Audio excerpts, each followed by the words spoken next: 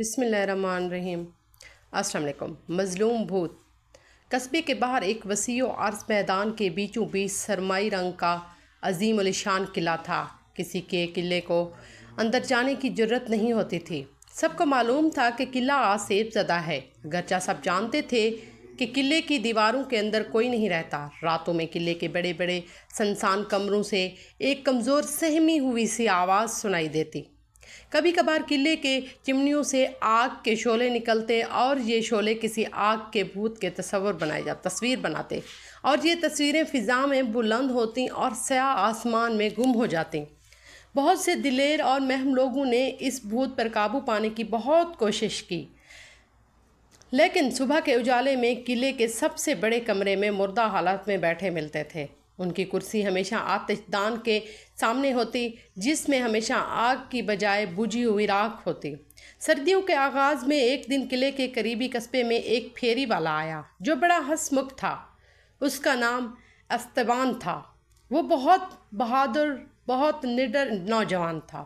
وہ قصبے کے بازار میں ایک جگہ رک کر اپنے برتن اور دوسری چیزیں بیچ رہا تھا کہ ایسے میں اس سے چیزیں خریدنے والی خواتینوں نے قلعے کے متعلق کہانی کا ذکر کیا۔ انہوں نے استبان کو بتایا کہ ایسی ہی راتوں میں قلعے کی چمنیوں سے بھوت کی شکل والا دھواں اور آگ کے شعلے نکلتے ہیں۔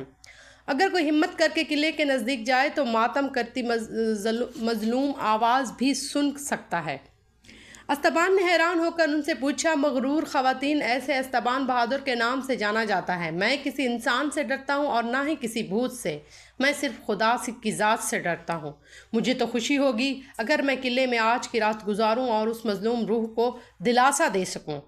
خواتین حیرت زدہ نظروں سے اسے گھورنے لگیں۔ پھر انہوں نے استبان کو بتایا کہ کیا تم جانتے ہو کہ اگر کوئی قلعے سے چمٹے ہوئے بھوت کو بھگا دے تو قلعے کا مالک اسے انعام میں 1000 سونے کی اشرفیاں بھی دے گا۔ یہ بات سن کر خوشی سے استبان کی ہنسی نکل گئی۔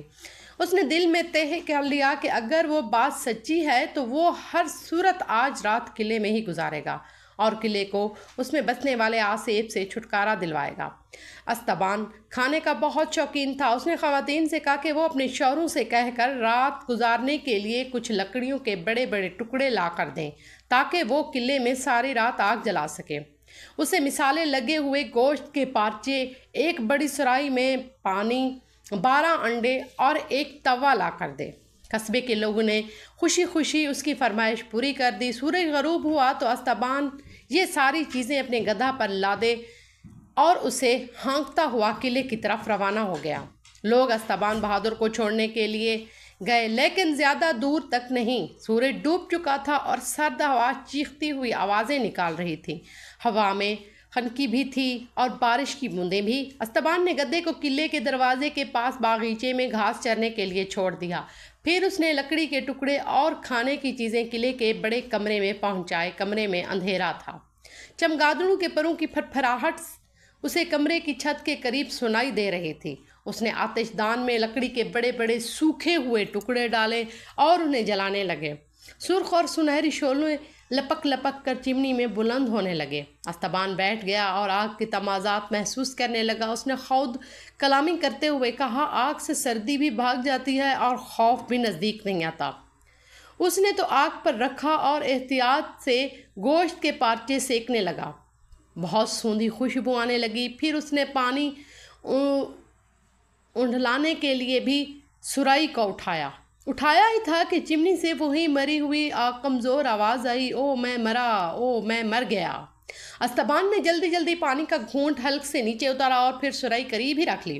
وہ بولا، اے میرے دوست، تم نے میرا استقبال خوشی سے نہیں کیا، لیکن کم از کم یہ میرے گدھے کی آواز سے بہت اچھی ہے جسے مجھے ہر وقت سننا پڑتا ہے۔ پھر بھی آخر یہ آواز انسانی ہے۔ یہ کہہ کر وہ گوشت کے پارچے توے پر پلٹنے لگا۔ دوبارہ آواز آئی، اوے میں مرا، او میں مر گیا۔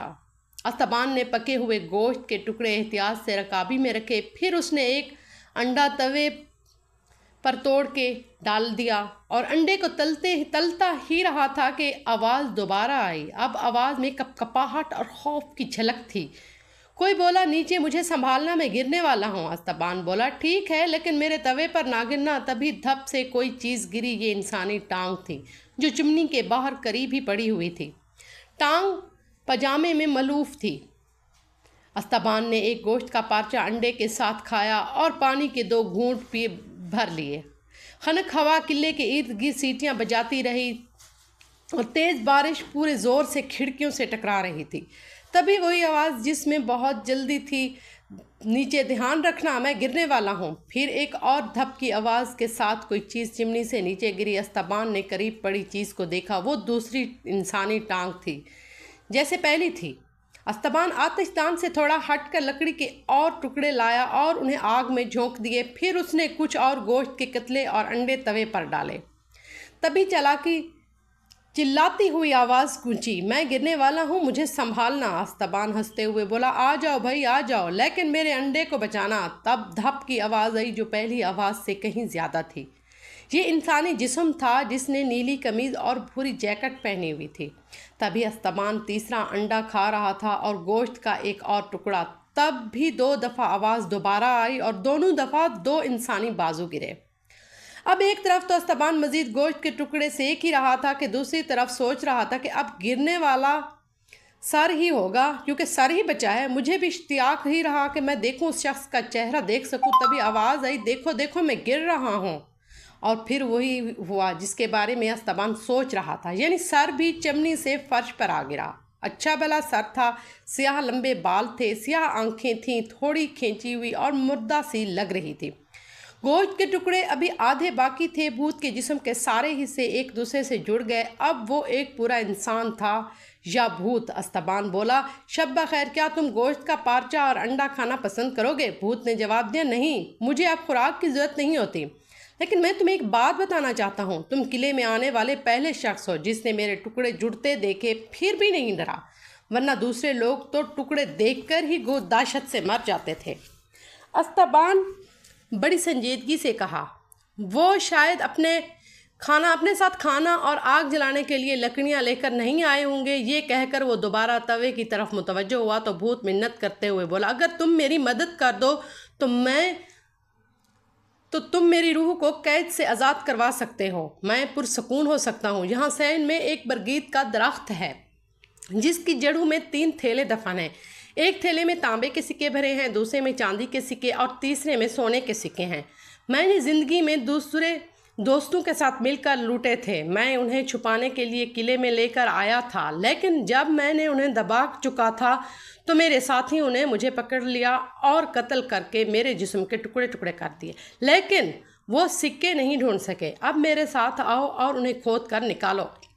तांबे के सिक्के कस्बे की इबादत गाह को दे दो, चांदी के सिक्के गरीबों में बांट दे और सोने के सिक्के तुम रख लो। मुमकिन है इस तरह मेरे गुनाहों की तलाफी हो जाए। अस्ताबान सहन में भूत के साथ गया। गधे की नज़र भूत पर पड़ी तो वो रिंक रिंक कर हलकान हो गया। बरगद के दरख्त करीब भूत ने कहा, खोदाई की। अस्ताबान बोला, तुम खोदो। लिहाजा भूत काम में जुट गया। कुछ ही देर में 3 थैले बरामद हो गए। भूत बोला, वादा करो तुम मेरे कहे पर अमल करोगे। अस्ताबान ने वादा कर लिया। भूत बोला, ये मेरे जिस्म के साथ लिपटे हुए कपड़े अलहदा कर दो। अस्ताबान ने जैसे ही ऐसा किया, भूत नज़रों से ओझल हो गया। उसके कपड़े फर्श पर यूं पड़े थे जैसे वो खुद उतार कर गया हो। अस्ताबान सिक्कों को बड़े कमरे में ले गया। एक और अंडा तलकर खाया और फिर घोड़े बेचकर सो गया। अगली सुबह कब से कस्बे के लोग उसकी लाश उठाने किले में आए, लेकिन उन्होंने देखा कि वो तो खुशबाश बैठा अंडा तल रहा है। वो हल्काते हुए बोले, तुम जिंदा हो? अस्ताबान ने जवाब दिया, क्यों नहीं भाई, आपके अंडे और गोश्त ने रात भर मेरा बड़ा साथ दिया। अब मैं ज़रा किले के मालिक से मिलकर अपनी 1000 अशरफियाँ हासिल करता हूँ। किले का भूत हमेशा के लिए चला गया। तुम उसके कपड़े सबूत के तौर पर सहन में देख सकते हो। लोग अभी हैरत ही से उसका मुंह तक रहे थे कि उसने 3 थैले गधा पर लादे और वहाँ से रवाना हो गया। पहले उसने अशरफियाँ हासिल की, फिर वो कस्बे में लौटा और इबादत गाह के मुंतज़िम को तांबे के सिक्के दिए। फिर गरीबों में चांदी के सिक्के बांटे और सोने के सिक्के और अशरफियों से कस्बे के बच्चों को निडर और बाशऊर बनाने के लिए एक स्कूल कायम कर दिया। ہماری کہانی کو لائک کیجیے گا، سبسکرائب کیجیے گا، کمنٹ میں بھی بتائیے گا کہ آپ کو ہماری ویڈیو کیسی لگتی ہیں۔ شکریہ۔